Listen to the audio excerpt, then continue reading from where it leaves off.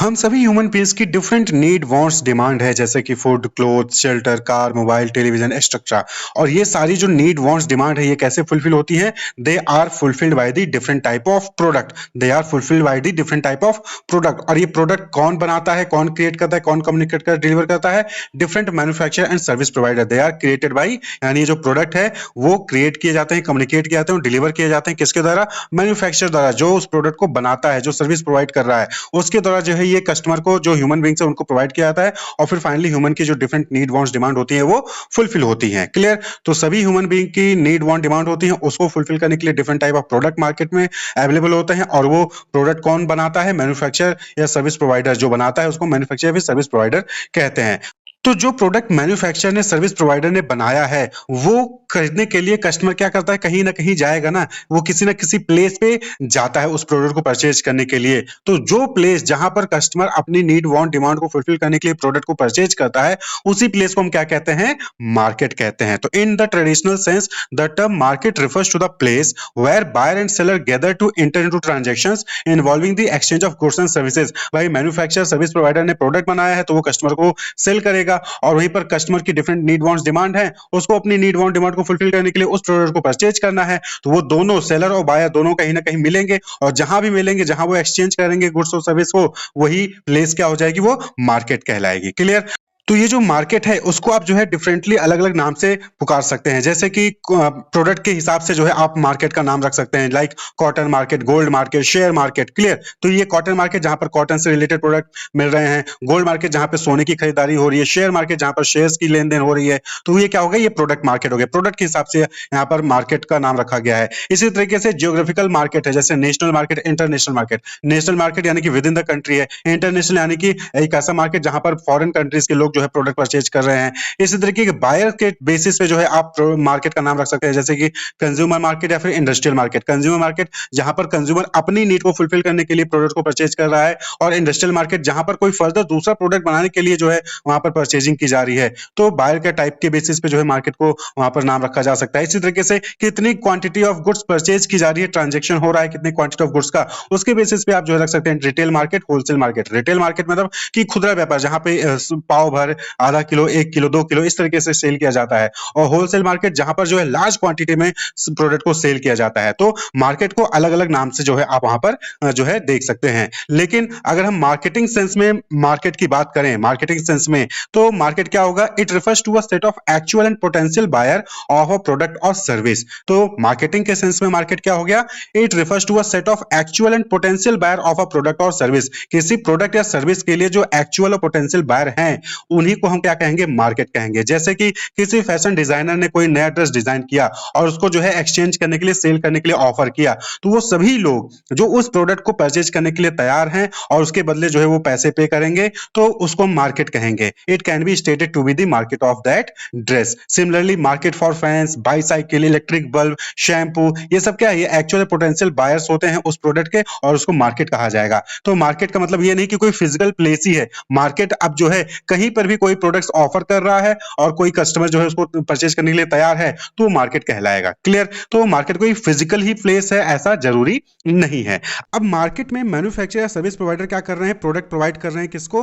Customers को। Clear? जिससे कि उनकी जो नीड एंड वांट्स है वो सेटिस्फाई हो, और जो मैन्युफैक्चरर है वो प्रॉफिट अर्न कर सके प्रोडक्ट को सेल करके। तो मैन्युफैक्चरर को या फिर सर्विस प्रोवाइडर को कैसे पता चलेगा कि कस्टमर की क्या नीड है, क्या रिक्वायरमेंट है? तो बट ऑब्वियस बात है कि मैन्युफैक्चरर या फिर सर्विस प्रोवाइडर ने क्या किया? उन्होंने कस्टमर की नीड और वांट्स को आइडेंटिफाई किया। पहले क्या किया? आइडेंटिफाई किया, रिसर्च किया कि कस्टमर को एक्चुअली में क्या चीजें चाहिए, क्या चीजें चाहिए जिससे कि उसकी नीड वांट्स जो है वो सेटिस्फाई होगी। उसके बाद उसके बेसिस पर जो है, उसकी नीड वांट्स के बेसिस पर मैन्युफैक्चरर ने प्रोडक्ट डेवलप किया और उस प्रोडक्ट को डिलीवर किया किसको? कस्टमर को। कस्टमर ने उस प्रोडक्ट को परचेज किया, मैन्युफैक्चरर को फायदा हुआ, कस्टमर की नीड और वांट्स जो है वहां पर फुलफिल हुई। तो यही जो पूरा प्रोसेस है, इसी को क्या कहते हैं? मार्केटिंग कहते हैं। Marketing can be defined as identifying and satisfying human need and wants profitably, यानी कि जो ह्यूमन की नीड एंड वांट्स के उसको आइडेंटिफाई करना और प्रोडक्ट बनाकर उसको सेटिस्फाई करना प्रॉफिटेबली, प्रॉफिट कमाते हुए, फ्री में नहीं प्रॉफिट कमाते हुए, तो उसी को हम क्या कहते हैं, मार्केटिंग कहते हैं। तो ये जो डिफिनेशन थी ये फिलिप कोटलर जो कि मार्केटिंग ऑथर हैं उन्होंने जो है इसको दिया। Identifying and satisfying human need and wants profitably. Manufacture क्या करते हैं, सर्विस प्रोवाइडर क्या करते हैं, कस्टमर की नीड को, वांट्स को पहचानते हैं, रिसर्च करते हैं, रिसर्च करके कस्टमर को क्या चीज़ें चाहिए होती हैं उसको वो जानने की कोशिश करते हैं, जानने के बाद उसके अकॉर्डिंग प्रोडक्ट डेवलप करते हैं और जो है वो डिलीवर करते हैं कस्टमर को। जैसे मिडिल क्लास के या फिर बहुत सारे ऐसे लोग थे जो कार, महंगी कार परचेज नहीं कर सकते थे, तो रतन टाटा जी ने उन्होंने देखा कि एक ऐसी कार बनाई जाए जो कि जो लोअर इनकम ग्रुप है वो भी अफोर्ड कर सके, तो वो टाटा नैनो जो है उन्होंने डेवलप की थी। तो इस तरीके से जो है कस्टमर की नीड को आइडेंटिफाई करना है, उसके अकॉर्डिंग प्रोडक्ट बनाना है और प्रॉफिट कमाना है, तो दैट इज मार्केटिंग। तो टेकिंग द सोशल पर्सपेक्टिव, अब देखिए मार्केटिंग में होता क्या है, जो मैन्युफैक्चरर है, सर्विस प्रोवाइडर हैं, वो भी तो ह्यूमन बीइंग हैं, ठीक है, तो ह्यूमन बीइंग द्वारा ही ह्यूमन बीइंग की नीड वांट्स को फुलफिल किया जा रहा है। तो ये इसलिए मार्केटिंग क्या हो गया, सोसाइटल जो है प्रोसेस हो गया। सोसाइटल प्रोसेस क्यों हुआ, क्योंकि ह्यूमन बीइंग ही जो है प्रोडक्ट बना रहा है ह्यूमन बीइंग की नीड वांट्स को फुलफिल करने के लिए। तो फिलिप कोटलर ने जो है इसको सोसाइटल पर्सपेक्टिव से भी जो डिफाइन किया, क्या कहा उन्होंने कि it is a social process by which individual group obtain what they need and want through creating, offering and freely exchanging products and services of value with others. तो यहां पर क्या हो गया कि मार्केटिंग क्या हो गया, एक सोशल प्रोसेस हो गया जहां पर इंडिविजुअल ग्रुप, जहां पर इंडिविजुअल और जो ग्रुप हैं वो ऑब्टेन करते हैं जो भी उनको चाहिए होता है, जो भी उनकी वांट्स होती है, कैसे ऑब्टेन करते हैं, कैसे जो भी उनकी नीड वांट होती है उसके लिए कैसे वो प्रोडक्ट ऑब्टेन करते हैं, by creating, offering and freely exchanging, यानी कि क्रिएट किया, उसको ऑफर किया और फिर फ्रीली एक्सचेंज किया प्रोडक्ट और सर्विसेज को जिसकी कुछ वैल्यू थी। तो ये क्या हो गया, ये सोशल प्रोसेस हो गया, उसी को मार्केटिंग कहते हैं। क्लियर। तो इंडिविजुअल ग्रुप होते हैं वो जो है कुछ क्रिएट करते हैं, उसको ऑफर करते हैं और फिर फ्रीली एक्सचेंज करते हैं ह्यूमन की नीड और वांट को फुलफिल करने के लिए, वही चीज क्या हो गया, ये मार्केटिंग हो गया। तो ये सोशल प्रोसेस क्यों हो गया, समझ में आ गया। सोशल प्रोसेस इसलिए क्योंकि सोसाइटी के लोगों द्वारा ही सोसाइटी के लोगों की नीड और वांट को फुलफिल करने के लिए मार्केटिंग एक्टिविटीज परफॉर्म की जा रही है। क्लियर। इसी तरीके से अमेरिकन मार्केटिंग एसोसिएशन है, उन्होंने डिफाइन किया कि marketing is an organisational function and a set of process for creating, communicating and delivering value to customer in ways that benefit the organization and its stakeholder। तो इन्होंने क्या किया, इन्होंने organisation के पॉइंट ऑफ व्यू से marketing को define किया। Marketing क्या है कि ये ऑर्गेनाइजेशनल फंक्शन है कि जो कंपनी होती है, जो ऑर्गेनाइजेशन होती है, वो मार्केटिंग जो है एक्टिविटीज परफॉर्म करती हैं, जहां पर वो कोई प्रोडक्ट क्रिएट करती हैं, उसको कस्टमर को कम्युनिकेट करती हैं यानी कि प्रमोशन करती हैं और उसके बाद डिलीवर करती हैं क्या चीज, प्रोडक्ट यानी कि वैल्यू, किसको, कस्टमर को, जिसके बदले उनको यानी ऑर्गेनाइजेशन को और उसके स्टेक होल्डर को यानी कि जो एम्प्लॉयज हैं, जो शेयर होल्डर्स हैं, जो ऑर्गेनाइजेशन के मालिक हैं, उनको प्रॉफिट होता है। क्लियर। तो कस्टमर को वैल्यू मिला और ऑर्गेनाइजेशन को प्रॉफिट मिला। कैसे मिला, by creating, communicating and delivering the value to customer. तो ये मार्केटिंग क्या हो गया, एक ऑर्गेनाइजेशनल फंक्शन हो गया, यानी मार्केटिंग एक्टिविटीज कौन परफॉर्म कर रहा है, ऑर्गेनाइजेशंस परफॉर्म कर रही हैं, कोई प्रोडक्ट बनाती हैं, उसको ऑफर करती हैं और कस्टमर से जो है वो प्रॉफिट अर्न करती हैं। क्लियर। तो ये मार्केटिंग हो गई थी। ये जो है कुछ 3 इंपॉर्टेंट डिफिनेशन थे मार्केटिंग के। तो अब जो है आप इस डिफिनेशन के बेसिस पे समझ ही गए होंगे कि क्या फंक्शंस, क्या जो है एक्टिविटीज हो सकती है मार्केटिंग की। देखिए मार्केटिंग की एक्टिविटीज को आपको याद करने का सिंपल तरीका है कि आप विजुलाइज करिए। देखिए कोई भी कंपनी है, मार्केटिंग कंपनी है, ऑर्गेनाइजेशन है, वो पहले क्या करेगी, वो प्रोडक्ट बनाएगी, प्रोडक्ट ही तो ऑफर करना है कस्टमर को, उसी से नीड वांट्स जो है डिमांड सेटिस्फाई होंगी। तो वो प्रोडक्ट कौन सा बनाना है उसके लिए पहले क्या करेगी, मार्केटिंग रिसर्च करेगी ना, यानी कि कस्टमर की नीड को आइडेंटिफाई करेगी। तो सबसे पहला जो है यहाँ पर एक्टिविटी क्या हो गया कि आइडेंटिफिकेशन ऑफ कस्टमर नीड, यानी मार्केटिंग रिसर्च कर रहे हैं। उसके बाद collection of information for developing the product, यानी कि वो सारी इंफॉर्मेशन को कलेक्ट करना और जिससे कि प्रोडक्ट को डेवलप किया जा सके। उसके बाद प्रोडक्ट की डिज़ाइनिंग करना, मर्चेंडाइजिंग करना, यानी प्रोडक्ट का शेप क्या होगा, फीचर्स क्या होंगे, किस लुक होगा प्रोडक्ट का, ये सारी चीज़ें डिसाइड करना। फिर उसके बाद नया प्रोडक्ट डेवलपमेंट करना, फिर उसकी पैकेजिंग डिसाइड करना, रैपिंग, यानी कि जो प्रोडक्ट है उसको रैप करना होता है, तो पैकिंग कैसी होगी, कलर क्या होगा, जो है उसका डिज़ाइन कैसा होगा, उसको डिसाइड करना। फिर लेबलिंग, यानी कि जो पैकेजिंग पे आप देखते हैं सारी इन्फॉर्मेशन लिखी होती है, वो सारी चीज़ों कौन कौन सी इन्फॉर्मेशन देनी है, कौन सी इन्फॉर्मेशन नहीं देनी है, हाउ टू यूज़, ये सारी इन्फॉर्मेशन पैकेजिंग पे रखना, तो वो लेबलिंग हो गया। ब्रांडिंग, प्रोडक्ट का क्या नाम होगा, किस नाम से जो है उसको रखा जाएगा, उसको जो है लाइसेंस लेना है कि नहीं लेना है, रजिस्टर कराना है कि नहीं कराना, यानी ट्रेडमार्क करवाना है कि नहीं करवाना, ये एक्टिविटी। वेयर हाउसिंग, प्रोडक्ट बना के आप कहीं ना कहीं इसको स्टोर करके रखेंगे, तो वेयर हाउसिंग, इसको भी जो है यहाँ पर एक्टिविटीज पर जो है परफॉर्म की जाती है। देन वेयर हाउस से रिटेलर तक, होलसेलर तक या फिर कस्टमर तक प्रोडक्ट को पहुंचाना, यानी कि ट्रांसपोर्टेशन, जिसको हम डिस्ट्रीब्यूशन भी कहते हैं। क्लियर। तो ये एक्टिविटी परफॉर्म की जाती है। इसी तरीके से सेलिंग की एक्टिविटीज परफॉर्म की जाती है। Promotion, advertising, sales promotion, publicity, publicity, public relation, ये सारी चीज़ें जो है एक्टिविटीज़ वहाँ पे परफॉर्म की जा रही हैं। प्राइसिंग की जा रही है कि प्रोडक्ट कितने प्राइस में कस्टमर को सेल किया जाएगा, जिससे कि जो ऑर्गेनाइजेशन है उसको भी प्रॉफिट हो, साथ ही साथ कस्टमर भी अफोर्ड कर सके। और इसी तरीके से ये नहीं कि ये वन टाइम प्रोसेस है। मार्केटिंग में क्या कोशिश की जाती है कि एक बार कस्टमर बन गया तो बार बार आपका प्रोडक्ट परचेज करे, तो उसके लिए कस्टमर रिलेशनशिप मैनेजमेंट ये एक्टिविटी भी परफॉर्म की जाती है, जिससे कि बार बार जो है रिपीट सेल्स हो। तो ये जो डिफरेंट एक्टिविटीज़ है मार्केटिंग में ये परफॉर्म की जाती हैं। तो ये कॉमन सी एक्टिविटीज़ है, आप जो है मार्केट में अपने आसपास देखते भी होंगे कि आपके मार्केट में कोई प्रोडक्ट है तो प्रोडक्ट को जाहिर सी बात है कि कस्टमर की नीड वांट्स के बेसिस पे प्रोडक्ट को बनाया गया होगा, प्रोडक्ट को फीचर्स डिसाइड किए होंगे, प्रोडक्ट का डिजाइनिंग की होगी, उसकी पैकेजिंग की होगी, लेबलिंग की गई होगी, ब्रांडिंग की गई होगी, उसको स्टोर करके रखा गया होगा, ट्रांसपोर्टेशन के जरिए आपके पास पहुंचाया गया है। आप उसके डिफरेंट एडवर्टीजमेंट्स देखते होंगे, उसको प्रमोशन कहते हैं, उसकी प्राइसिंग होती है, आपने कुछ प्राइस पे किया होगा, ठीक है। उसके बाद फिर आपको जो है ईमेल से, मैसेजेस से, डिफरेंट तरीके से जो है आपसे कांटेक्ट में रहा जाता है, जिससे कि आप दोबारा से वहाँ पर उस प्रोडक्ट को परचेज करें, फिर उस शोरूम को दोबारा से विजिट करें। तो ये जो है डिफरेंट फंक्शंस या फिर एक्टिविटीज़ होती हैं मार्केटिंग की। क्लियर। अब बात कर ले इंपॉर्टेंट फीचर्स या फिर कैरेक्टरिस्टिक्स ऑफ मार्केटिंग की, यानी कि क्या फीचर्स हैं, क्या कैरेक्टरिस्टिक्स हैं मार्केटिंग की। तो अभी तक जो आपने पढ़ा उसी में से आप कैरेक्टरिस्टिक्स या फिर फीचर्स आप फाइंड आउट कर सकते हैं। जैसे सबसे पहली चीज़ क्या हो गई, fulfilment of need and wants. Marketing के जरिए जो ह्यूमन बीइंग की नीड एंड वांट्स हैं उसको फुलफिल किया जाता है through the product. The process of marketing helps individual and group in obtaining what they need and want. The focus of marketing process is on satisfaction of the need and wants of individual and organisation. तो marketing का main focus क्या होता है कि जो भी human need wants है, human की जो नीड एंड वांट्स है उसको आइडेंटिफाई करके उसके लिए अकॉर्डिंग प्रोडक्ट बनाया जाए और ह्यूमन की नीड एंड वांट्स को सेटिस्फाई किया जाए। क्लियर। तो fulfilment of need and wants. दूसरा जो इंपॉर्टेंट कैरेक्टरिस्टिक्स है that is creating a market offering, यानी कि यहां पर क्या हो रहा है कि जो ऑर्गेनाइजेशन है, जो मैन्युफैक्चर है, वो क्या कर रहे हैं, मार्केट ऑफरिंग क्रिएट कर, यानी कि एक प्रोडक्ट बनाते हैं, वही प्रोडक्ट तो जो है जाके कस्टमर को सेल करते हैं और उसी प्रोडक्ट को परचेज करके कस्टमर की नीड और वांट्स जो है वो फुलफिल होती है। तो यानी कि यहां पर क्या हो गया, एक इंपॉर्टेंट फीचर मार्केटिंग का कि यहां पर एक ऑफरिंग की जाती है, एक ऑफरिंग दी जाती है, एक प्रोडक्ट बनाया जाता है। Market offering refers to a complete offer for a product और service having given features like size, quality, taste at a certain price available at a given outlet और लोकेशन एंड सो ऑन। तो यानी कि market offering यानी कि यहाँ पर product कहने का मतलब क्या हो गया कि यहाँ पर जो है मैन्युफैक्चर जो है ऑर्गेनाइजेशन एक प्रोडक्ट बनाएगा, उसकी प्राइसिंग करेगा, उसकी साइज, क्वालिटी, टेस्ट ये सारी चीज़ें डिसाइड करेगा और उसको जो है कहीं ना कहीं रिटेल शॉप पे अवेलेबल करवाएगा, जिससे कि कस्टमर उसको परचेज कर सके। क्लियर। नेक्स्ट जो इंपॉर्टेंट फीचर है कस्टमर वैल्यू।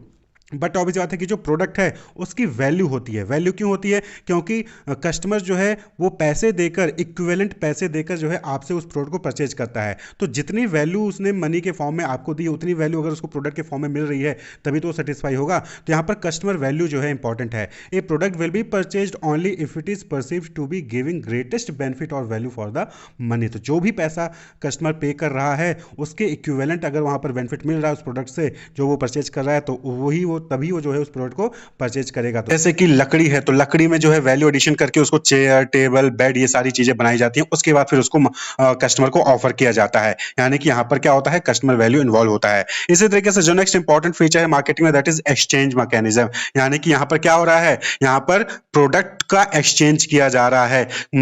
जो मार्केटिंग मैनेजर्स हैं, जो ऑर्गेनाइजेशन है या फिर मैन्युफैक्चर है, वो प्रोडक्ट बनाकर कस्टमर को देती है और कस्टमर उसके बदले जो है इक्विवेलेंट मनी जो है वो प्रोवाइड करता है किसको, ऑर्गेनाइजेशन को या फिर मैन्युफैक्चर को। तो एक्सचेंज मैकेनिज्म है यहाँ पर। Exchange refers to the process through which two और more parties come together to obtain the desired product और service from someone offering the same by giving something in return. तो exchange का मतलब क्या होता है कि जहां पर दो या दो से अधिक लोग मिलते हैं और एक दूसरे से जो है कोई ना कोई गुड्स या सर्विस एक्सचेंज करते हैं। यानी एक बंदा दूसरे को कोई गुड्स या सर्विस दे रहा है और दूसरा बंदा भी जो है दूसरे को या तो पैसा देगा या फिर समथिंग इन रिटर्न वो कुछ ना कुछ दूसरे बंदे को देता है। क्लियर। तो एक्सचेंज यानी कि दो लोग हैं, दोनों लोग आपस में एक दूसरे को कुछ ना कुछ जो है वो गुड्स या सर्विस या फिर मनी के फॉर्म में कुछ ना कुछ इन रिटर्न दे रहे हैं। The process of marketing involve exchange of product and service for money और something considered valuable by the people. तो मार्केटिंग में भी क्या होता है कि मार्केटिंग में भी जो है यहाँ पर क्या हो रहा है कि प्रोडक्ट और सर्विस का एक्सचेंज हो रहा है, इन रिटर्न मनी मिलता है मैन्युफैक्चरर को या फिर सर्विस प्रोवाइडर को। क्लियर।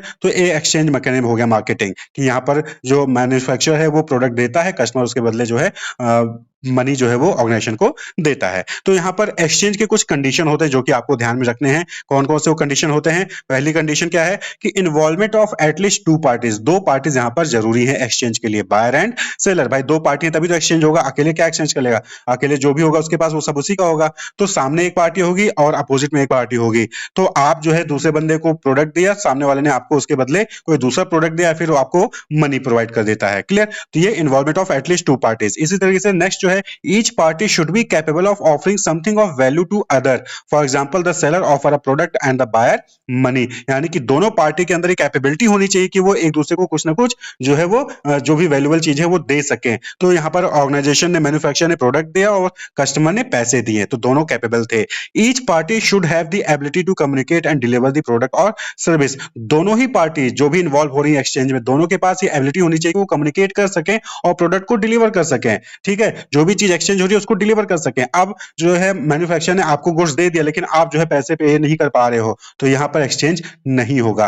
तो यहाँ पर आपस में यानी कि दोनों जो इन्वॉल्व हैं, दोनों पार्टीज, वो दोनों आपस में कम्युनिकेट कर सकें और दोनों एक्सचेंज कर सकें, ये इंपॉर्टेंट है। Each party should have freedom to accept और रिजेक्ट अदर पार्टीज ऑफर।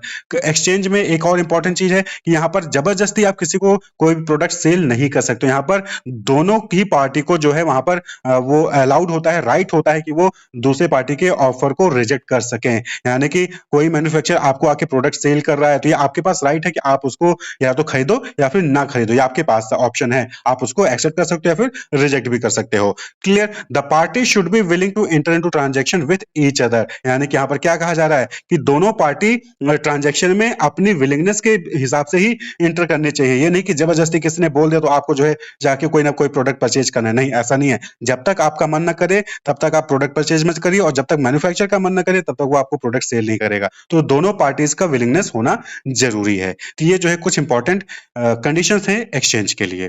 तो अगर हम इसको समराइज करें नेचर को तो क्या लिख सकते हैं? तो डायनेमिक प्रोसेस यानी कि ये फिक्स नहीं है, ये डायनेमिक है, हमेशा चेंज होता रहता है और कंटिन्यूअस प्रोसेस है। कस्टमर ओरिएंटेड होता है मार्केटिंग। जी हाँ, जैसा कि आपने पहली लाइन में डेफिनेशन देखा होगा कि identifying and satisfying human need and wants, यानी कि कस्टमर की नीड एंड वांट्स को हम आइडेंटिफाई करते हैं, उसी को सेटिस्फाई करते हैं। ये कस्टमर ओरिएंटेड होता है।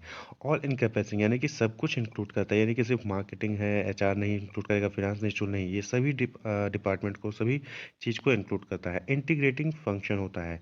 जहाँ मार्केटिंग क्या है, इंटीग्रेटिंग है, एक से लेके सभी चीज़ों को जोड़ता है। क्रिएटिव, मार्केटिंग करने के लिए क्रिएटिविटी बहुत ही ज़्यादा ज़रूरी है, क्योंकि डिज़ाइन क्रिएटिविटी होगी आपके अंदर तभी वो कस्टमर को अट्रैक्ट करेगा।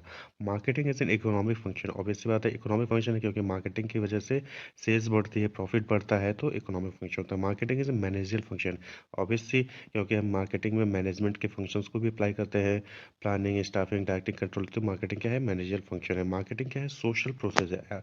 जैसे कि आपने डिफिनेशन भी देखा कि क्या है, इसमें हम प्रोडक्ट को एक्सचेंज करते हैं, तो ये सोशल प्रोसेस है। मार्केटिंग है dual objective, profit making and customer satisfaction. तो मार्केटिंग के दो ही मेन ऑब्जेक्टिव होते हैं, और भी ऑब्जेक्टिव होते हैं, लेकिन तो मेन जो ऑब्जेक्टिव हो क्या है, प्रॉफिट मेकिंग और कस्टमर सेटिस्फैक्शन। नेक्स्ट टॉपिक हम देखेंगे स्कोप ऑफ मार्केटिंग, यानी कि मार्केटिंग हम क्या कर सकते हैं। तो study of consumer need and wants, सबसे पहले हम क्या करते हैं कि कंज्यूमर की नीड एंड वांट्स को स्टडी करते हैं मार्केटिंग में। देन हम कंज्यूमर की बिहेवियर को स्टडी करते हैं मार्केटिंग में। प्रोडक्ट प्लानिंग और डेवलपमेंट करते हैं, यानी कस्टमर की नीड एंड वांट को आपने स्टडी कर लिया, कस्टमर की बिहेवियर को स्टडी कर लिया, उसके अकॉर्डिंग आप क्या करते हैं, प्रोडक्ट प्लानिंग करते हैं और डेवलप करते हैं प्रोडक्ट को। फिर उसको ब्रांड करते हैं, यानी नेम देते हैं। पैकेजिंग के बारे में सोचते हैं कि कैसा पैकेज होगा। प्राइसिंग डिसाइड करते हैं कि प्राइस कितनी है कितनी नहीं है। चैनल ऑफ डिस्ट्रीब्यूशन, यानी कि कैसे कस्टमर तक पहुंचेगा, होलसेल रिटेलर के थ्रू।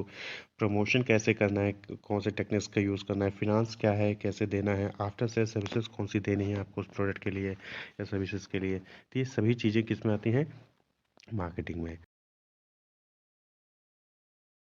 इंपॉर्टेंस ऑफ मार्केटिंग, यानी कि मार्केटिंग के क्या बेनिफिट है, क्या फायदे हैं। तो सबसे पहला इंपॉर्टेंस जो है मार्केटिंग का, that is increase brand awareness and identity. तो मार्केटर के पॉइंट ऑफ व्यू से बात करें तो मार्केटर्स की जो ब्रांड होती है, जो उनका प्रोडक्ट होता है, उसकी अवेयरनेस जो है वो इंक्रीज होती है, उसके बारे में ज्यादा से ज्यादा लोगों को पता चलता है, उसकी आइडेंटिटी के बारे में ज्यादा से ज्यादा लोगों को पता चलता है कि क्या प्रोडक्ट है, कौन सी कंपनी का प्रोडक्ट है, उसकी क्या यूटिलिटी है, क्या बेनिफिट है, वो सारी चीजें इंफॉर्मेशन मिलती है। भाई कोई भी पर्सन है, है, कोई भी पीपल है, कोई भी कस्टमर है, वो प्रोडक्ट को तभी परचेज़ करेगा ना जब उसके पास उसके बारे में इन्फॉर्मेशन होगी।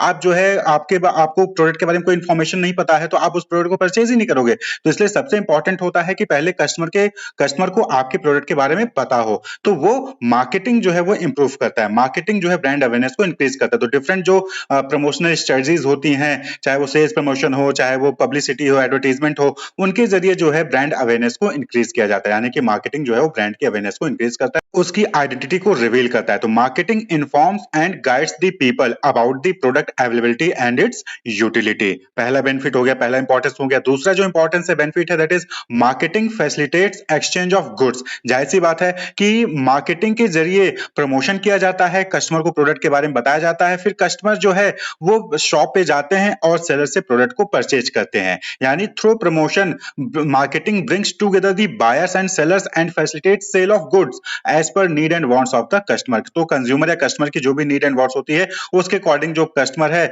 उसको प्रोडक्ट के बारे में इंफॉर्मेशन दी जाती है और प्रोडक्ट को जो है सेलर से कस्टमर परचेज करता है। तो एक्सचेंज ऑफ गुड्स को फैसिलिटेट करता है कौन? मार्केटिंग करता है। क्लियर? दूसरा बेनिफिट। तीसरा जो इंपॉर्टेंट बेनिफिट है that is marketing provide satisfaction of human wants. जैसा कि मार्केटिंग की डेफिनेशन हमने पढ़ी थी कि मार्केटिंग क्या है कि कस्टमर की नीड एंड वांट्स को आइडेंटिफाई करना और उसको फुलफिल करने के लिए प्रोडक्ट को डेवलप करना।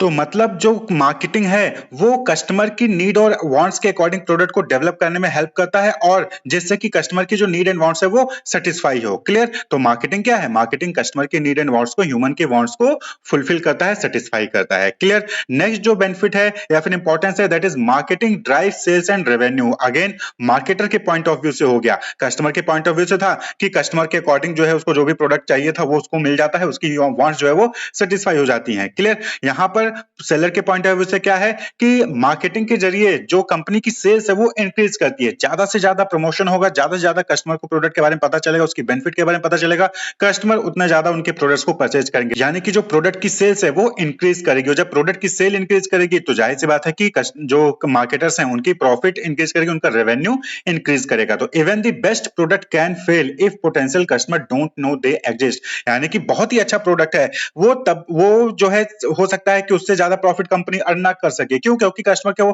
पता ही नहीं है प्रोडक्ट के बारे में। भाई जब तक कस्टमर को प्रोडक्ट के बारे में पता ही नहीं होगा, कस्टमर आपका प्रोडक्ट परचेज ही नहीं करेगा, चाहे कितना भी अच्छा हो। तो इसीलिए बेस्ट प्रोडक्ट भी फेल हो सकता है अगर कस्टमर को उसके बारे में पता ही नहीं है। तो इसलिए मार्केटिंग बहुत जरूरी है और मार्केटिंग इस चीज को इंश्योर करता है कि जो पीपल हैं, जो पब्लिक है, वो आपके प्रोडक्ट के बारे में जाने, उसकी यूटिलिटी के बारे में जाने, उनकी उनकी बेनिफिट्स के बारे में जाने और मार्केटिंग जो है कस्टमर को इंकरेज करता है कि वो परचेज करे आपके प्रोडक्ट को। क्लियर? तो marketing drive sales and revenue. Next है मार्केटिंग प्रोवाइड्स कॉम्पिटिटिव एडवांटेज। जाहिर सी बात है कि मार्केटिंग जो है वो हाईलाइट करता है कि प्रोडक्ट की क्या यूनिक सेलिंग प्रोपोजिशन है, यानी कि क्या बेस्ट क्वालिटीज है, क्या इंपॉर्टेंट फीचर्स है जो कस्टमर की नीड को फुलफिल करेगा, कस्टमर की वांट को फुलफिल करेगा। और ये जो है डिफरेंशिएट करता है कस्टमर जो कॉम्पिटिटर्स होते हैं उनसे। भाई आप मार्केटिंग कर रहे हो तो आप अपने प्रोडक्ट के फीचर्स को बताओगे ना। आप देखते होगे बहुत सारे एडवर्टाइजमेंट जहां पर क्या होता है कि कंपनी कंपेयर करती है कि ये सोप जल्दी गल जाता है लेकिन ये सोप लंबे समय तक चलता है। क्लियर? इस डिटर्जेंट को आप इस्तेमाल करेंगे तो आपकी जो है कपड़ों की सफाई अच्छी नहीं होगी, लेकिन हमारा डिटर्जेंट इस्तेमाल करेंगे तो कपड़ों की सफाई ज्यादा अच्छे से होगी। क्लियर?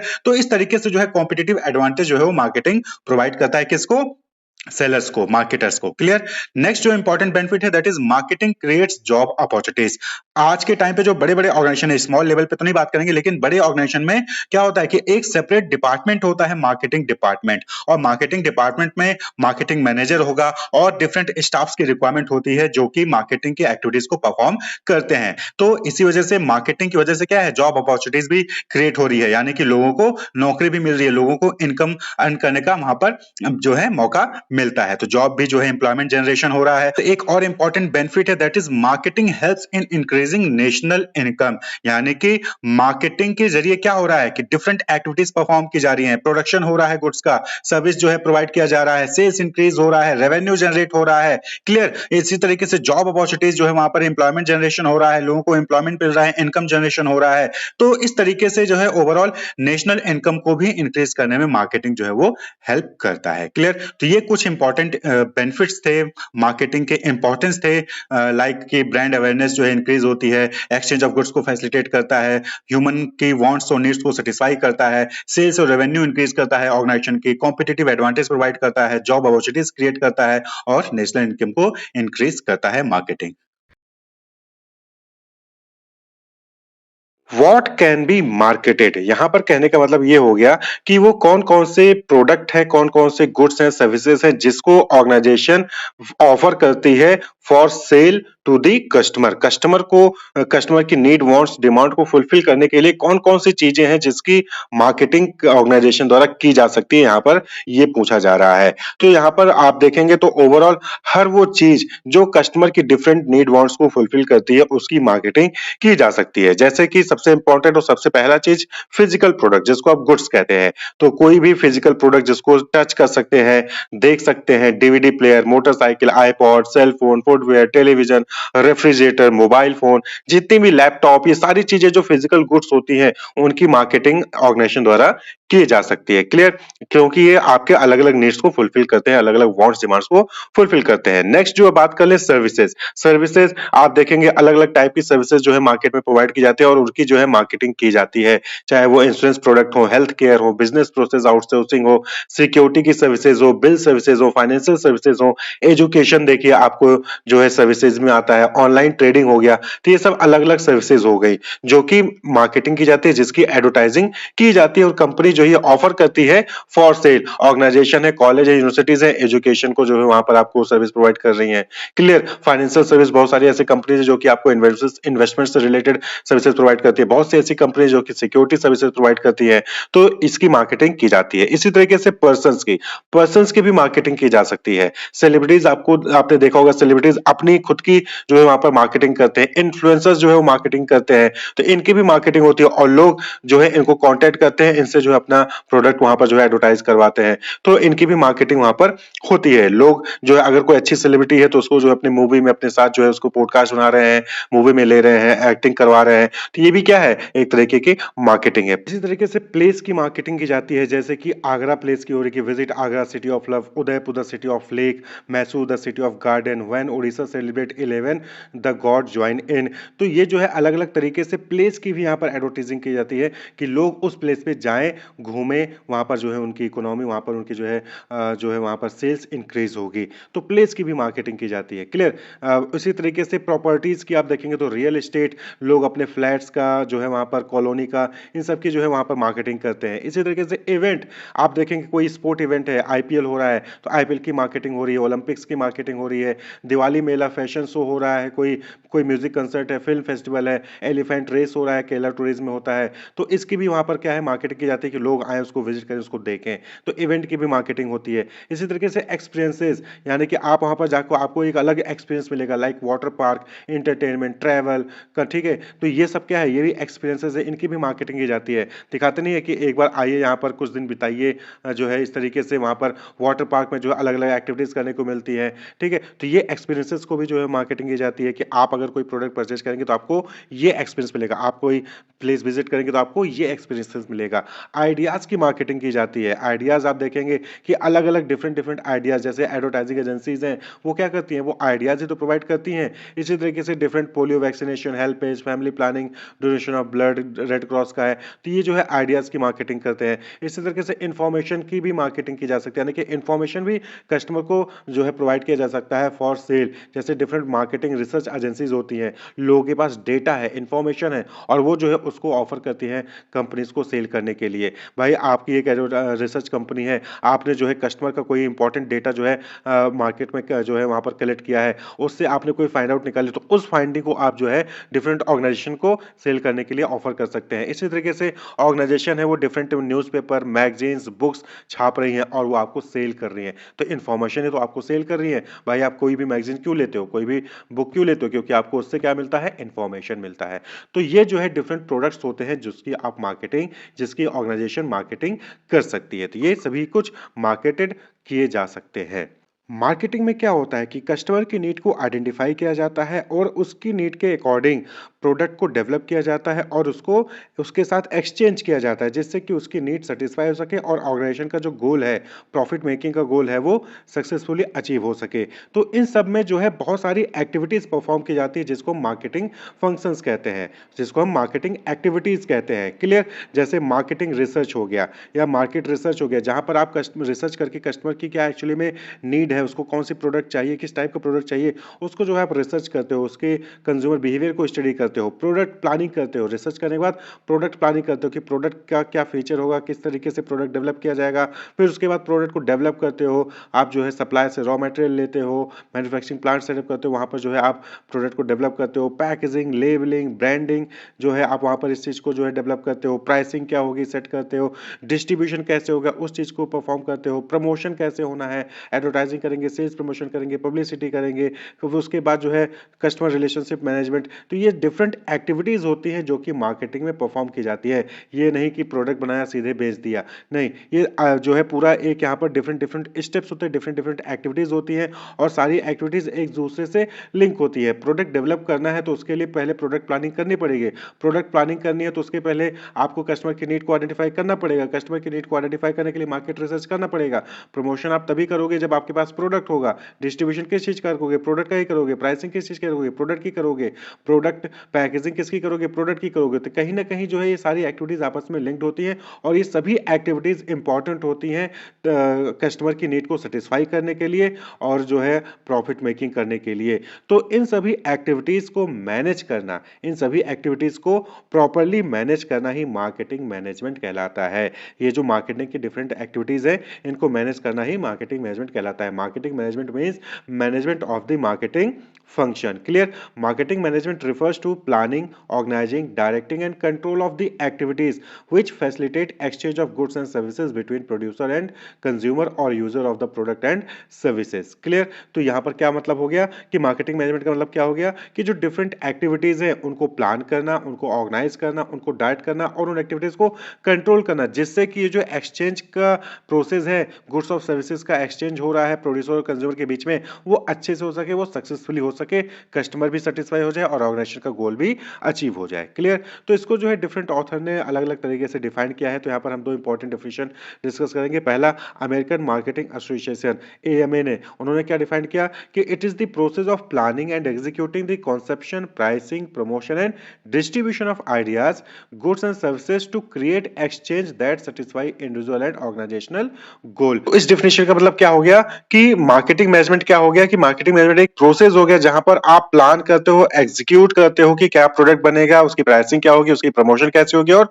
उसका डिस्ट्रीब्यूशन कैसा होगा, किस चीज का, आइडियाज का, गुड्स का, सर्विसेज का, जो कि डेवलप किया गया है, जिससे कि एक्सचेंज किया जा सके किसके बीच में, प्रोड्यूसर और कंज्यूमर के बीच में, जिससे कि इंडिविजुअल भी सेटिस्फाई होगा और ऑर्गेनाइजेशन का गोल भी सेटिस्फाई होगा। तो उसी को हम मार्केटिंग मैनेजमेंट कहते हैं। It is the process of planning and execution. Clear? इसी तरीके से फिलिप कोटलर ने मार्केटिंग मैनेजमेंट को डिफाइन किया। उन्होंने कहा कि marketing management is the art and science of choosing target market and getting, keeping and growing customers through creating, delivering and communicating superior customer value। तो यहाँ पर क्या हो गया कि मार्केटिंग मैनेजमेंट क्या हो गया, आर्ट और साइंस दोनों है। आर्ट क्यों है? क्योंकि यहाँ पर जो मैनेजर्स होते हैं वो अपनी क्रिएटिविटी का यूज करके जो है अलग अलग फीचर्स, अलग अलग डिजाइन, अलग अलग पैकेजिंग, लेबलिंग, किस तरीके से टारगेट मार्केट को चूज करना है, वो सारी चीजों को डिसाइड करते हैं। और ये साइंस क्यों हो गया? क्योंकि यहाँ पर बहुत सारे थ्योरीज है, बहुत सारे प्रिंसिपल्स हैं जिसका यूज किया जाता है मार्केटिंग फंक्शन को परफॉर्म करने के लिए। तो इसलिए आर्ट और साइंस दोनों है, मार्केटिंग मैनेजमेंट दोनों है। अब ये आर्ट एंड साइंस का यूज करके क्या किया जाता है कि टारगेट मार्केट को चूज किया जाता है कि किस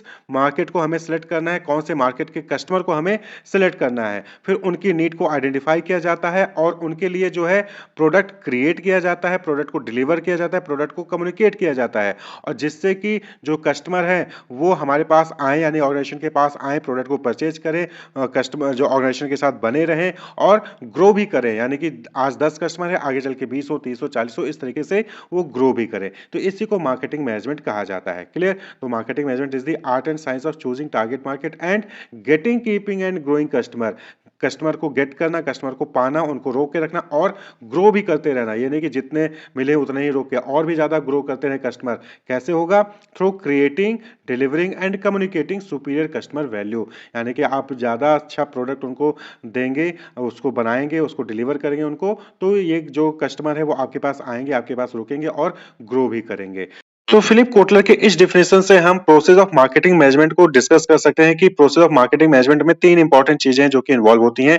सबसे पहला चीज हो गया चूजिंग द टारगेट मार्केट, यानी कि ऑर्गेनाइजेशन जो है उसको प्रोडक्ट बनाना है, प्रोडक्ट बनाकर सेल करना है किसको? कस्टमर को। तो किस कस्टमर को आपको सेल करना है, किस मार्केट में आपको प्रोडक्ट को सेल करना है, पहले आप उसको चूज करिए। सपोज करिए कि मैन्युफैक्चरर जो है वो रेडीमेड गारमेंट जो है बनाना चाहता है children's up to age of 5 year, तो ये टारगेट मार्केट हो गया कि 5 साल से कम के बच्चे जहां पे भी हैं वो उसका टारगेट मार्केट हो गया।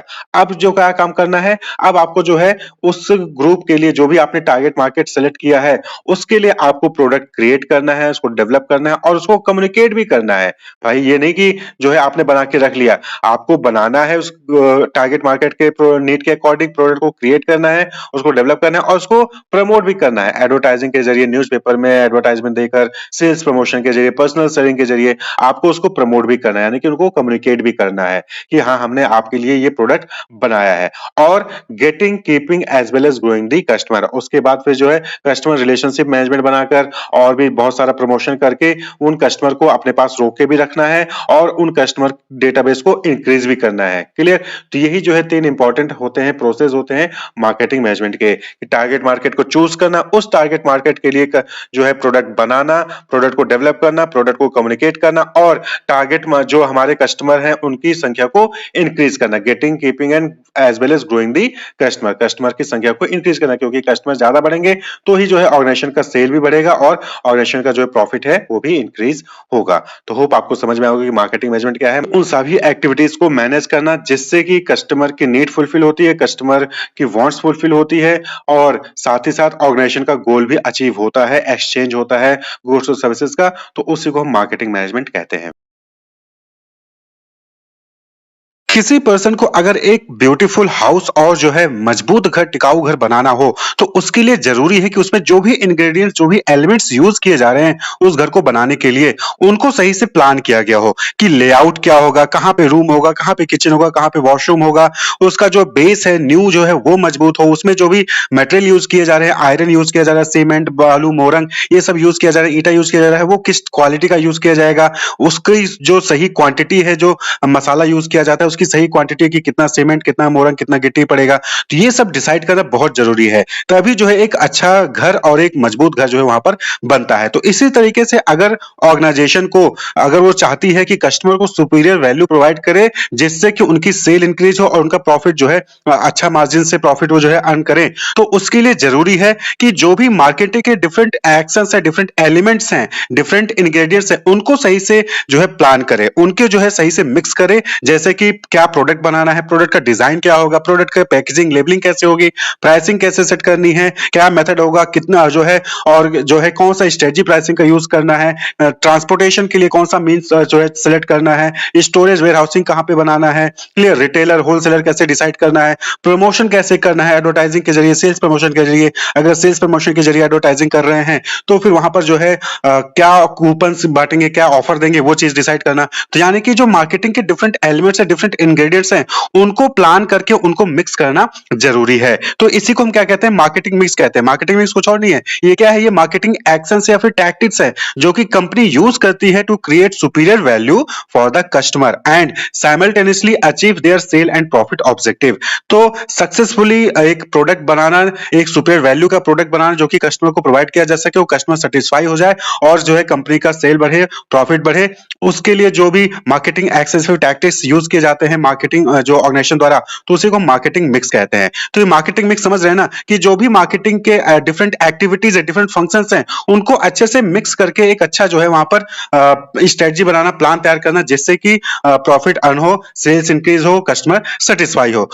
तो जो मार्केटिंग मिक्स के डिफरेंट एलिमेंट्स हैं उनको जो है 4 कैटेगरी में डिवाइड कर दिया गया है। किसमें? 4 कैटेगरी में डिवाइड कर दिया गया है जिसको हम 4P कहते हैं। 4P, product, price, place, promotion. Product, price, place, promotion. इन 4P में जो डिफरेंट एलिमेंट्स हैं मार्केटिंग के, मार्केटिंग मिक्स के, उनको जो है इन 4 जो है कैटेगरी में जो है यहाँ पर डिवाइड कर दिया गया है। क्लियर? तो इसलिए मार्केटिंग मिक्स को कहीं कहीं पर 4P भी कहा जाता है। तो मार्केटिंग मिक्स का मतलब 4P, यानी यही प्रोडक्ट, प्राइस, प्लेस, प्रमोशन, इन्हीं 4 को लेकर जो जो है स्ट्रेटजी बनानी होती है, इन्हीं 4 इंग्रीडिएंट्स को मिक्स करना होता है जिससे कि एक सक्सेसफुल जो है ऑर्गेनाइजेशन अपना सेल और प्रॉफिट अर्न करती है, सक्सेसफुली जो है अपने ऑब्जेक्टिव को अचीव करती है, कस्टमर को सेटिस्फाई करती है। क्लियर? तो आप जो है अलग-अलग ऑथर ने अलग-अलग मार्केटिंग मिक्स की डेफिनेशन दे रखी है, जैसे कि फिलिप कोटलर ने कहा कि it is a set of variables that a company can use to influence how buyer respond to their product और सर्विसेज। तो ये क्या है? ये सेट ऑफ वेरिएबल्स है, प्रोडक्ट, प्राइस, प्लेस, प्रमोशन, ये वेरिएबल्स हो गए जो कि कंपनी यूज करती है बायर को इन्फ्लुएंस करने के लिए कि बायर उनका जो है प्रोडक्ट परचेज करे, उनके सर्विसेज को अवेल करे। अब बट ऑब्वियस बात है कि अच्छा प्रोडक्ट होगा, अच्छा डिजाइन होगा, प्राइसिंग अच्छी होगी, जो है जहां पे भी कस्टमर है वहां पर आपका प्रोडक्ट पहुंच गया होगा, रिटेलर्स के जरिए, चाहे होलसेल के, चाहे आप डायरेक्ट सेलिंग कर रहे हैं, प्रमोशन का आप जो है डिफरेंट टेक्निक यूज करें, तो इन सब के जरिए जो है आप कस्टमर को इन्फ्लुएंस कर सकते हो, बायर्स को इन्फ्लुएंस कर सकते हो, बायर आपका प्रोडक्ट परचेज करेगा।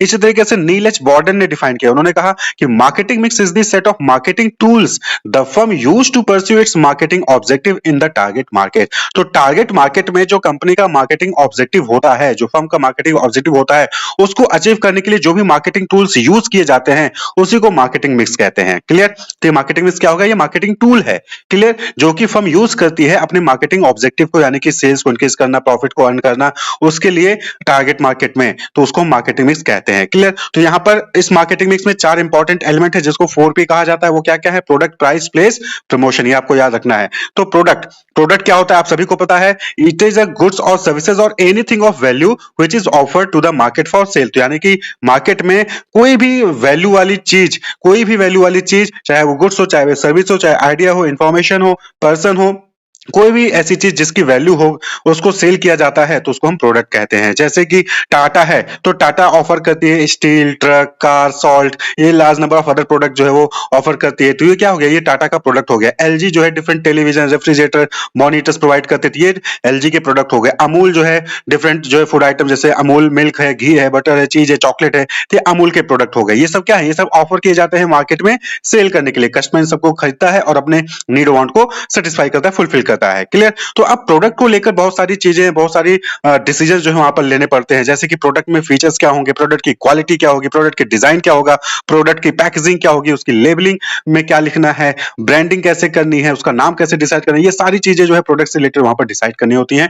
और एक अच्छा स्ट्रेटजी जब प्रोडक्ट को लेकर बनाया जाता है तो वो अट्रैक्टिव बनेगा, कस्टमर को इन्फ्लुएंस करेगा। इसी तरीके से जो दूसरा पी है दैट इज प्राइस। प्राइस का मतलब क्या हो गया कि कितना पैसा जो है कस्टमर से चार्ज किया जाएगा अपना प्रोडक्ट देने के लिए। तो प्राइस को हम मार्केट में एमआरपी यानी कि मैक्सिमम रिटेल प्राइस के नाम से भी जानते हैं। तो price is the amount of money customer have to pay to obtain the product. Price क्या हो गया? ये अमाउंट ऑफ मनी हो गया जो कि उस प्रोडक्ट में मेंशन भी होता है एमआरपी के रूप में, जो कि कस्टमर पे करेगा उस प्रोडक्ट को परचेज करने के लिए। क्लियर? तो अब प्राइस से रिलेटेड बहुत सारी डिसीजन वहां पर लेने पड़ते हैं कि ऑब्जेक्टिव क्या है प्राइसिंग का, प्राइसिंग ऑब्जेक्टिव को सेट करना कि आप प्रॉफिट अर्न करना चाहते हो, सेल्स को इंक्रीज करना चाहते हो, या फिर जो है आप चैरिटी करना चाहते हो, क्लियर, सोशल वेलफेयर के लिए काम करना चाहते हो, तो ये प्राइसिंग ऑब्जेक्टिव आपको वहां पर सेट करना पड़ेगा। उसके बाद फिर आपको कौन कौन से फैक्टर हैं जो कि प्राइस को डिटरमाइन करने में अफेक्ट करते हैं, हेल्पफुल होते हैं, उसको जो है जानना होगा। उसके बाद फिर प्राइस को आपको फिक्स करना होगा, डिफरेंट टेक्निक है, डिफरेंट मेथड है, उसका यूज करके जो है प्राइस को फिक्स करना होगा। उसके बाद साथ ही साथ ये भी डिसीजन लिया जाना होगा वहां पे कि कितना डिस्काउंट देना है कस्टमर को, ट्रेडर्स को, क्रेडिट टर्म क्या होगा, आप उधार दोगे कि नहीं दोगे, ये सारी चीजें वहां पर आपको तैयार करनी पड़ती हैं प्राइस के केस में। क्लियर? तो ये जो है पूरा यहाँ पर प्राइस से रिलेटेड डिसीजन लेना होता है। इसके बाद फिर प्लेस या फिर फिजिकल डिस्ट्रीब्यूशन, तीसरा पी प्लेस, यानी कि यहां पर आपको ये डिसाइड करना है कि आप डायरेक्टली कस्टमर को सेल करोगे या फिर होलसेलर इंटरमीडिएट्स के जरिए जो है आप कस्टमर को, होलसेलर रिटेलर इनके जरिए जो है कस्टमर को सेल करोगे।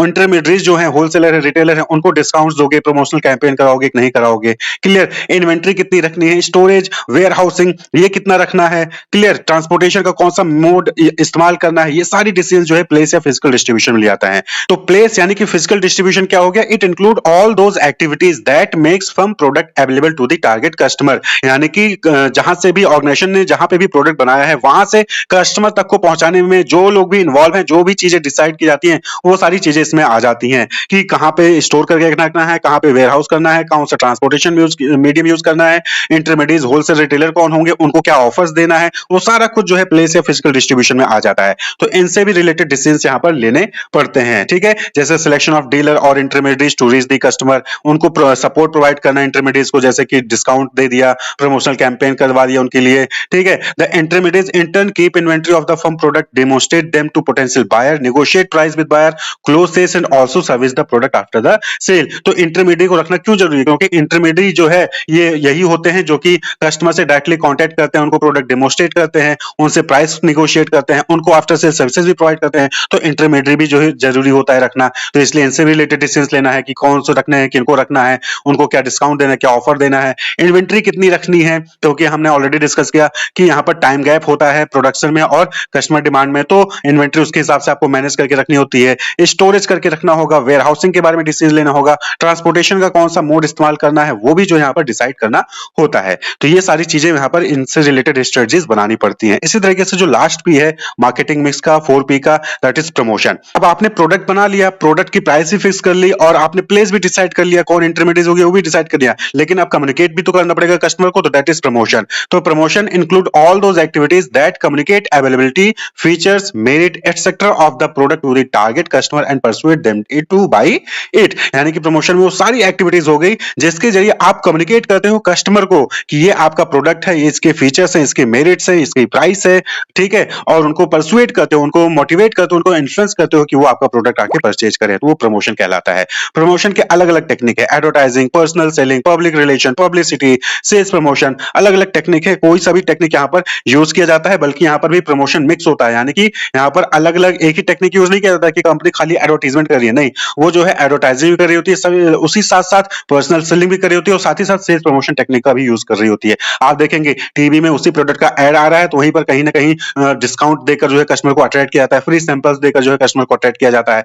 तो यानी कि प्रमोशन में भी सिर्फ एक ही मेथड नहीं यूज होता है, अलग अलग टेक्निक यूज होते हैं। अब एडवर्टाइजिंग में भी आपको जो है न्यूज़पेपर में भी ऐड आ रहा होगा, टीवी में भी ऐड आ रहा होगा, मैगजीन में भी ऐड आ रहा होगा। तो यानी कि यहाँ पर ये डिसाइड करना होता है कि प्रमोशन करना है तो कैसे करना है, कितना बजट डिसाइड करना है, जो है कितना बजट आपको यहाँ पर रखना है प्रमोशन के लिए, ठीक है, कौन कौन से मीडिया का इस्तेमाल करना है, मैसेज क्या होगा, कौन सा मीडिया यूज करना है, सारी डिसीजन जो है प्रमोशन से रिलेटेड लेने होते हैं। तो ये ही मार्केटिंग मिक्स कहता है कि मार्केटिंग मिक्स क्या कहता है कि ये जो 4P है, प्रोडक्ट, प्राइस, प्लेस, प्रमोशन, इन्हीं से रिलेटेड जो है डिसीजंस लेने होते हैं। अगर इनका ये जो इंग्रेडिएंट्स हैं, प्रोडक्ट, प्राइस, प्लेस, प्रमोशन, इनको सही से मिक्स किया जाए तो जो है कंपनी सक्सेसफुली एक सुपीरियर वैल्यू ऑफ प्रोडक्ट जो है कस्टमर को प्रोवाइड कर सकती है और साथ ही साथ अपना सेल इंक्रीज करेगी, अपना प्रॉफिट इंक्रीज कर सकती है। तो इसी को मार्केटिंग मिक्स कहा गया है। क्लियर? इन इंग्रेडिएंट्स को मिक्स करने के लिए कहा गया कि इस तरीके से मिक्स किया जाए कि सुपीरियर वैल्यू का प्रोडक्ट आए और कंपनी का जो है वहां पर प्रॉफिट इंक्रीज हो। अब कुछ मार्केटिंग मिक्स से रिलेटेड फैक्ट्स है जो कि आपको पता होने चाहिए। सबसे पहली चीज कि जो मार्केटिंग मिक्स कॉन्सेप्ट आया, कैसे आया, तो सबसे पहले जेम्स कुलिटन थे जो कि हार्वर्ड यूनिवर्सिटी में प्रोफेसर है मार्केटिंग के। उन्होंने 1948 में एक बुक लिखी थी, the management of marketing cost. उसमें जो है कुलिटन ने डिस्क्राइब किया था कि मार्केटर क्या होता है, वो मिक्सर ऑफ इंग्रेडिएंट्स होता है, marketers as a mixer of ingredient. उन्होंने जो है जेम्स कुलिटन ने जो है 1948 में अपनी इस बुक में the management of marketing cost में यूज किया था। वहीं से उसके बाद नील एच बॉर्डन जो कि हार्वर्ड बिजनेस स्कूल के प्रोफेसर हैं, उन्होंने मार्केटिंग मिक्स टर्म जो है पॉपुलराइज किया। मार्केटिंग मिक्स टर्म ये जो है उन्होंने पॉपुलराइज किया नीलेज बॉर्डन ने। 1964 में उन्होंने एक आर्टिकल लिखा था, concept of the marketing mix. तो तब से ये जो है मार्केटिंग मिक्स वर्ड पॉपुलराइज हुआ। उसके बाद मार्केटिंग मिक्स के अंदर जो डिफरेंट एलिमेंट्स हैं उनको 4 कैटेगरी में डिवाइड कर दिया गया, जिसको कहते हैं 4P, product, price, place, promotion. ये किसने किया?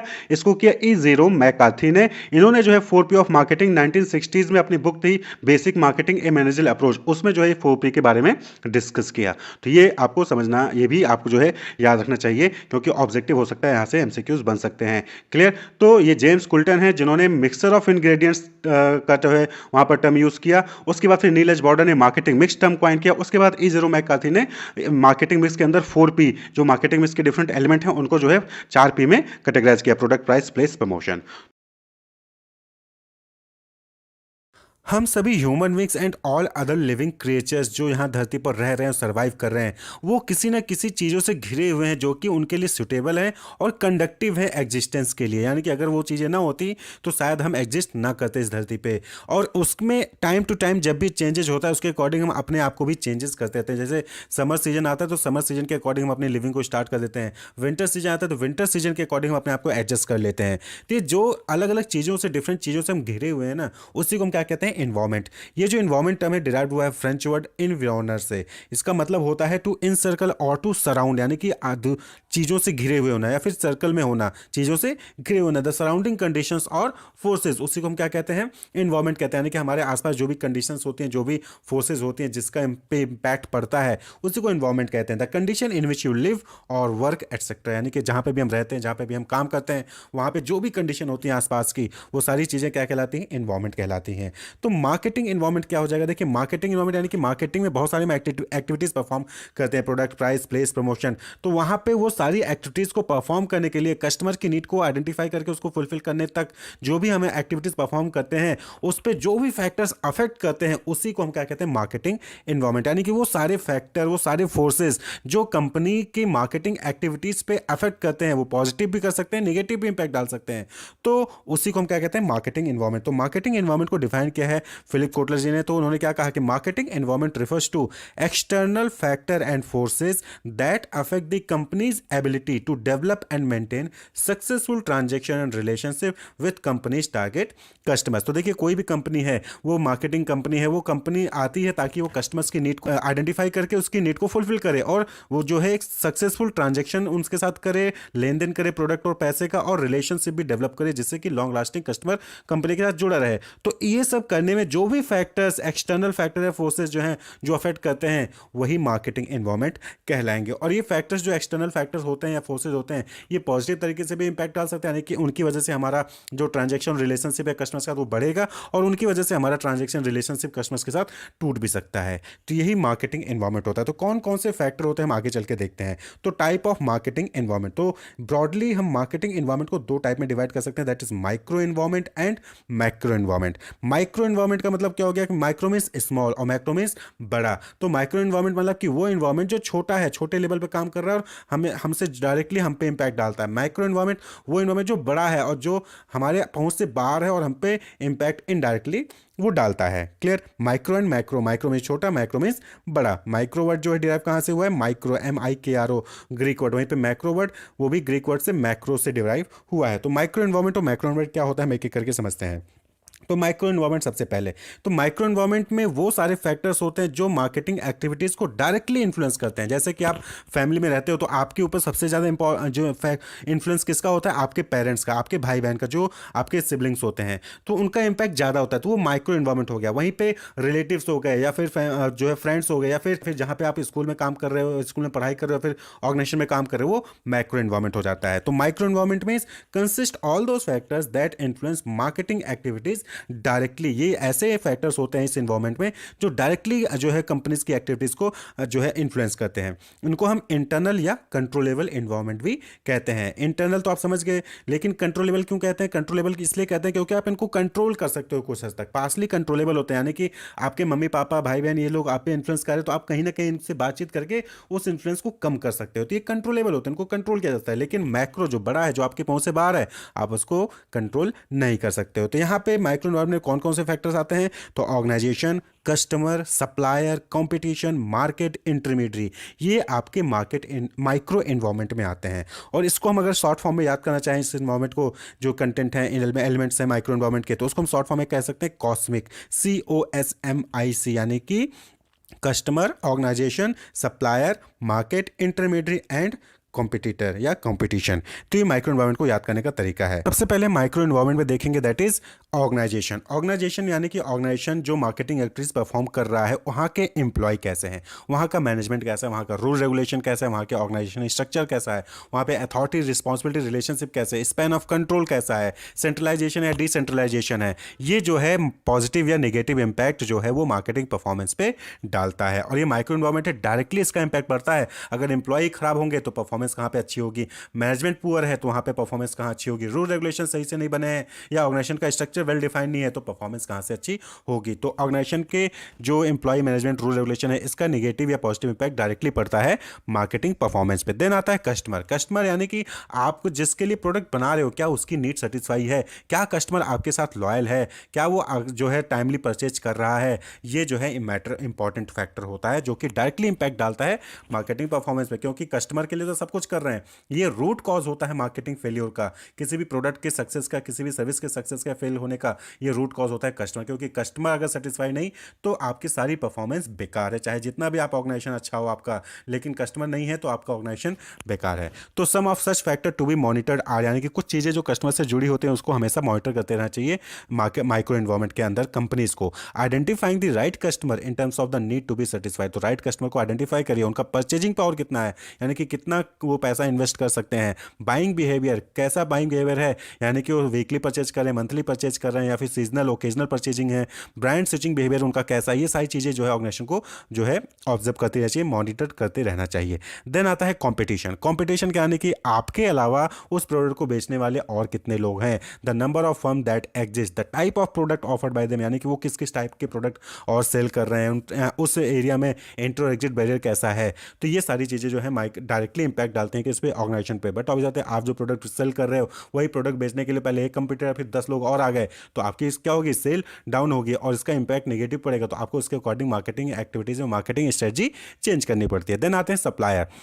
सप्लायर, भाई आपको कस्टमर के लिए जो प्रोडक्ट बनाना है तो उसके लिए रॉ मटेरियल चाहिए होगा, रॉ मटेरियल सप्लायर सप्लाई करेगा। अब रॉ मटेरियल सप्लायर सप्लाई कर रहा है तो क्वालिटी कैसी है, क्वांटिटी कैसी है, राइट टाइम पे दे रहा है कि नहीं दे रहा है, राइट प्राइस में दे रहा है कि नहीं दे रहा है, सारी चीज़ें जो है वो डायरेक्टली इंपैक्ट करती हैं किस पे, ऑर्गेनाइजेशन की परफॉर्मेंस पे, मार्केटिंग की परफॉर्मेंस पे। तो supplier supplying the raw material of good quality at right price and other input to the firm is of utmost importance which has direct bearing on the marketing performance of a business. तो supplier का भी directly impact पड़ता है business पे। Then आते हैं intermediates. Intermediates कहने का मतलब हो गया कि जब आप प्रोडक्ट बना लेते हो उसके बाद कस्टमर तक पहुंचाने के बीच में जो जो लोग इन्वॉल्व होते हैं, और कोई भी ऐसा बिजनेस नहीं होता जो बिना इनके ऑपरेट कर सके, बिना इंटरमीडिएट या मिडिलमैन के ऑपरेट कर सके। जो होलसेलर होते हैं, जो रिटेलर होते हैं, जो डिलीवरी पर्सनस होते हैं, ये सारी चीज़ें जो एजेंट्स होते हैं, ये सब इंटरमीडिएट्स में आते हैं और इनका भी डायरेक्टली इंपैक्ट पड़ता है। क्योंकि आप सपोज करें कि रिटेलर के आपने प्रोडक्ट तो रख तो दिया लेकिन रिटेलर आपके साथ सेटिस्फाई नहीं है तो प्रोडक्ट किसी और का मार्केट में सेल करेगा, कस्टमर को दूसरा ही प्रोडक्ट ऑफर करेगा, आपका प्रोडक्ट ऑफर ही नहीं करेगा। तो ये इंपॉर्टेंट हैं और डायरेक्टली इंपैक्ट डालते हैं किस पे, मार्केटिंग परफॉर्मेंस पे। इसी तरीके से लास्ट में आता है मार्केट। मार्केट यानी कि टाइप ऑफ मार्केट, किस टाइप के मार्केट में आप जो है वर्क कर रहे हैं। गवर्नमेंट मार्केट है, कंज्यूमर मार्केट है, इंटरमीडिएट मार्केट है, फिर मैन्युफैक्चरिंग मार्केट है, किस टाइप के मार्केट में आप परफॉर्म कर रहे हैं, इसका भी जो है आपके ऊपर इंपैक्ट पड़ता है। क्लियर। देन आता है मैक्रो एनवायरनमेंट। मैक्रो एनवायरनमेंट यानी कि factors which are external to the company. Macro means की बाहर के बड़ी चीजें हैं, अनकंट्रोलेबल होते हैं। ये क्या होते हैं, आर क्वाइट अनकंट्रोलेबल, आप इसको कंट्रोल नहीं कर सकते हो, और ये एक्सटर्नल होते हैं, बाहर होते हैं कंपनी के। क्लियर। इसलिए हम इसको क्या कहते हैं, एक्सटर्नल फैक्टर भी कहते हैं या फिर अनकंट्रोलेबल इन्वायरमेंट भी कहते हैं। तो इसमें कौन कौन से होते हैं, factors include political and legal, economic, social and cultural, technological, demographic and natural environment. ये जो है इन्वायरमेंट होते हैं जो कि मैक्रो इन्वायरमेंट होते हैं और इनका इनडायरेक्टली इंपैक्ट पड़ता है ऑर्गेनाइजेशन की परफॉर्मेंस पे, मार्केटिंग की परफॉर्मेंस पे। और ये एक्सटर्नल होते हैं कंपनी से और ये अनकंट्रोलेबल, आप इसको कंट्रोल नहीं कर सकते हो। तो इसको हम शॉर्ट फॉर्म में कैसे याद करते हैं, PESTDN, political, economical, social, technological, demographical और नेचुरल। तो सबसे पहले डेमोग्राफिक इन्वायरमेंट आता है। तो डेमोग्राफिक इन्वायरमेंट सभी आपने पढ़ा भी होगा, study of the population and its distribution. Demographic का मतलब कि पॉपुलेशन के बारे में जानना कि पॉपुलेशन में बर्थ और डेथ रेट क्या है, जेंडर रेशियो कितना है, एज ग्रुप क्या है, एजुकेशन लेवल क्या है, ऑक्यूपेशन क्या है, रिलीजियस बैकग्राउंड क्या है, ये सारी चीज़ें जानना। और इनका डिस्ट्रीब्यूशन कैसा है, यानी कि कहाँ पे कितने लोग पाए जा रहे हैं, रूरल एरिया में कैसा है, अर्बन एरिया में कैसा है, ये सारी चीज़ें। तो study of the population and its distribution, rate of growth, birth date, gender ratio, ये सारी चीज़ें जो आप पढ़ते हैं ये डेमोग्राफिक इन्वायरमेंट होता है। और इसका जो है इंपैक्ट ऑर्गेनाइजेशन पे पड़ता है। भाई जहाँ पे आप मार्केटिंग परफॉर्मेंस कर रहे हो तो अर्बन एरिया में मार्केटिंग परफॉर्म कर रहे हो, फिर रूरल एरिया में कर रहे हो, रूरल एरिया में एजुकेशन अलग होगा, ऑक्यूपेशन अलग होगा, एजुकेशन लेवल अलग होगा। अर्बन एरिया में जाओगे तो वहाँ पे एजुकेशन, ऑक्यूपेशन और जो जेंडर रेशियो है, एज ग्रुप है, वो अलग हो सकता है। तो ये क्या है, ये इंपैक्ट डालता है। भाई यही तो कस्टमर होंगे आपके, और कस्टमर जब होंगे तो कहाँ पे कैसा कस्टमर है, कितना पॉपुलेशन है, कैसा पॉपुलेशन है, इंपैक्ट पड़ता है। इसी तरीके से आता है economic environment. Economic environment means की परचेजिंग कैपेसिटी ऑफ कस्टमर्स, और ये किस पे डिपेंड करता है, इनकम, सेविंग, इन्फ्लेशन, महंगाई, availability of credit, GDP, interest rate, इन सभी पे डिपेंड करता है। तो ये भी क्या है, ये भी ऑर्गेनाइजेशन के हाथों में नहीं होता। ये मैक्रो एनवायरमेंट ये पूरे ऑल ओवर कंट्री की परफॉर्मेंस पे डिपेंड करता है। वहाँ पे उस कंट्री में इन्फ्लेशन कैसा है, महंगाई कैसा है, अवेलेबिलिटी ऑफ क्रेडिट यानी कि लोगों को क्रेडिट पैसा आसानी से मिल जा रहा है कि नहीं मिल जा रहा है, GDP कैसी है, इंटरेस्ट रेट कैसा है, ये सारी चीज़ें वहाँ पे इंपैक्ट डालती हैं मार्केटिंग परफॉर्मेंस पे। क्योंकि इकोनॉमी अच्छी होगी तो लोगों के पास पैसा होगा तो लोग मार्केटिंग जो जो प्रोडक्ट्स हैं वो परचेज करेंगे, जब प्रोडक्ट परचेज करेंगे तो मार्केटिंग परफॉर्मेंस अच्छी जाएगी। देन आता है social and cultural environment. Social and cultural environment but obvious बात है कि आपका प्रोडक्ट उस जो हाँ जहाँ पे भी आप सेल कर रहे हैं वहाँ के कल्चर के अकॉर्डिंग है या नहीं है, वहाँ के सोशल क्लास के अकॉर्डिंग है या नहीं है। तो culture, social class, tradition, belief, values, lifestyle जो लोगों के होते हैं किसी भी सोसाइटी में, ये इम्पैक्ट डालते हैं। आप सपोज करें कि एक हिंदू जो एरिया में जाके अपना रेस्टोरेंट ओपन करें, वहाँ पे आप नॉनवेज ओपन कर रहे हैं, तो शायद आपकी परफॉर्मेंस उतनी अच्छी नहीं होगी। लेकिन आप जो है हिंदू में वेजिटेरियन आइटम्स जो है सेल करेंगे तो वहाँ पे हो सकता है उसकी सेल बढ़ेगी। लेकिन वहीं पे अगर आप जो है ऐसे एरिया में जाते हैं जहाँ पे नॉन वेजिटेरियन ज़्यादा लोग रहते हैं, वहाँ पे आप वेजिटेरियन रेस्टोरेंट ओपन करेंगे तो आपकी परफॉर्मेंस वहाँ पे अच्छी नहीं रहेगी। लेकिन नॉन वेजिटेरियन एरिया में आप जो है नॉन वेजिटेरियन ही चीज़ें रेस्टोरेंट टाइप ओपन करें तो वहाँ पे आपकी परफॉर्मेंस अच्छी जाएगी। तो ये डिपेंड करता है सोशल क्लास कैसा है, कल्चर इन्वायरमेंट कैसा है। क्लियर। देन आता है नेचुरल इन्वायरमेंट। नेचुरल इन्वायरमेंट यानी कि नेचुरल रिसोर्सेज वहाँ पे कैसे हैं, जिस भी एरिया में हैं आप, वहाँ पे इकोलॉजी या क्लाइमेट कंडीशन कैसा है उस कंट्री का, उस स्टेट का, उस एरिया का। यानी कि वहाँ पे रॉ मटेरियल अवेलेबल है कि नहीं है, ऑयल, कोल, मिनरल वाटर, इन्वायरमेंट पोल्यूशन से रिलेटेड वहाँ पे क्या गाइडलाइंस है, वाइल्ड लाइफ प्रोटेक्शन से रिलेटेड क्या गाइडलाइंस है, एनर्जी वहाँ पे अवेलेबल है कि नहीं है, उसकी कॉस्ट क्या है, क्योंकि ये सारे फैक्टर्स हैं जिसका यूज़ करके ही आप जो प्रोडक्ट बनाते हो। और अगर ये सारी चीज़ें इजिली अवेलेबल हैं तो आपका प्रोडक्ट भी सस्ता बनेगा और जो है प्राइस भी कम रहेगा और कस्टमर ज़्यादा से ज़्यादा परचेज करेगा। लेकिन अगर यही सारी चीज़ें नहीं है तो आपको कहीं से और से अरेंज करनी पड़ेंगी, कहीं और से अरेंज करेंगे तो कॉस्ट ज़्यादा आएगी, कॉस्ट ज़्यादा आएगी तो आपके प्रोडक्ट का भी कॉस्ट क्या होगा, वो ज़्यादा होगा। तो जैसे कि भारत में क्या है, भारत जो है रिच है नेचुरल रिसोर्सेज में, जैसे आयरन, कोल, मिनरल, रिवर्स, ओशियन, यहाँ पे क्या है गुड रेनफॉल है, अच्छी बारिश होती है। तो ये इंडिया इसमें रिच है, तो इसका जो है बेनिफिट कहीं ना कहीं मिलता है। किसको? अपने यहाँ पे काम कर रहे ऑर्गेनाइजेशन को। फिर आता है टेक्नोलॉजिकल इन्वायरमेंट। टेक्नोलॉजिकल इन्वायरमेंट यानी कि टेक्नोलॉजिकल में क्या डेवलपमेंट है और ये ईवी क्या है इम्पैक्ट डालती है।